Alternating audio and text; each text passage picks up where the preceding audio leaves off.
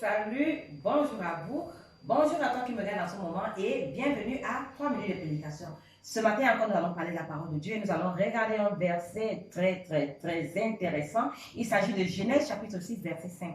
Dans le livre de Genèse chapitre 6, verset 5, la Bible dit « Et l'Éternel vit que la méchanceté des hommes était grande sur la terre et que toutes les pensées de leur cœur se portaient chaque jour uniquement vers le mal. » Les pensées du cœur de l'homme sont portées chaque jour uniquement vers le mal. Ça, c'est étonnant parce que lorsque je te dis que c'est voici comment Dieu voit ton cœur, voici comment Dieu te voit, il te voit comme quelqu'un qui chaque jour, n'est-ce pas, ne développe que des pensées méchantes. Alors, avec un tel cœur, avec une telle pensée, comment est-ce que nous pouvons être agréables à Dieu? Nullement pas. Lorsque nous regardons également dans le livre de Jérémie, chapitre 1, verset 17, la Bible dit que le cœur est tortueux, le cœur de l'homme est tortueux et il est méchant par-dessus tout. Qui peut le connaître? Personne ne peut connaître le corps de l'homme en dehors de Dieu lui-même parce que c'est lui qui a créé ce cœur. Et il sait que dans le corps de l'homme ne se trouve rien de bon.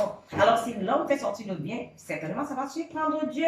Lorsque nous regardons également dans le livre de Jean, chapitre 2, le verset 24 à 26, ça c'est Jésus-Christ qui parle. Il dit qu'il ne voulait écouter aucun témoignage qui vient de l'homme parce qu'il connaît ce qui est dans l'homme. Il sait que l'homme, ce n'est que la méchanceté, ce n'est que le mal, n'est-ce pas, qui sort de l'homme. L'homme a une source d'eau qui jaillit seulement, qui fait jaillir seulement, n'est-ce pas, la méchanceté. Et c'est pourquoi Dieu, dans son amour, a envoyé Jésus-Christ pour venir, n'est-ce pas, guérir l'homme, n'est-ce pas, de ce méchant cœur, de ces mauvaises pensées, afin que nous puissions être réconciliés à lui. Lorsque nous regardons dans le livre de Luc, chapitre 6, le verset 26, la Bible dit « Malheur à vous, lorsque tous les hommes diront le bien de vous. » Ah, si les gens disent du bien de vous, la Bible dit « Malheur à vous. » Alors, qu'est-ce que nous aimons? Qu'on dise du bien de nous, n'est-ce pas? Pour qu'on nous donne les éloges, pour qu'on nous célèbre, pour qu'on nous apprécie, et ainsi de suite. Mais Dieu dit dans le livre de Luc, chapitre 6, verset 26, que malheur à vous lorsque tous les hommes diront du bien de vous, parce que c'est comme ça qu'ils ont agi envers les prophètes.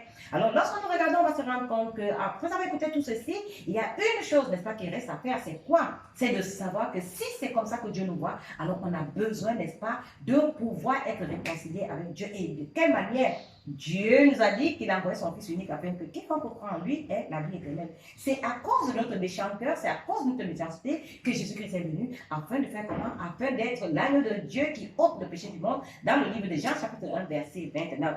Alors, Dieu, lorsqu'il a regardé à l'homme dans le livre de Genèse, chapitre 6, verset 5, il a dit que le fait que le mal de penser n'est que méchanceté. Il a donc fallu, à cause de cela, que Dieu nous envoie Jésus-Christ pour venir nous sauver. Parce que sans Jésus-Christ, nous ne pouvons pas sortir de cet état-là. Sans Jésus-Christ, nous ne pouvons rien faire nous-mêmes pour notre péché. Nous ne pouvons pas guérir, n'est-ce pas, notre mal. Nous ne pouvons pas être agréables à Dieu et nous ne pouvons pas nous réconcilier de nous-mêmes avec Dieu. C'est pourquoi Jésus-Christ est venu. Et il est venu pour toi, il est venu pour moi. Et aujourd'hui, grâce à Jésus-Christ, nous sommes devenus des enfants de Dieu saints, justes et parfaits. Et c'est ça qui nous donne la garantie, qui nous donne, n'est-ce pas, l'accès auprès du Père, s'il nous arrive de fermer les yeux sur ce.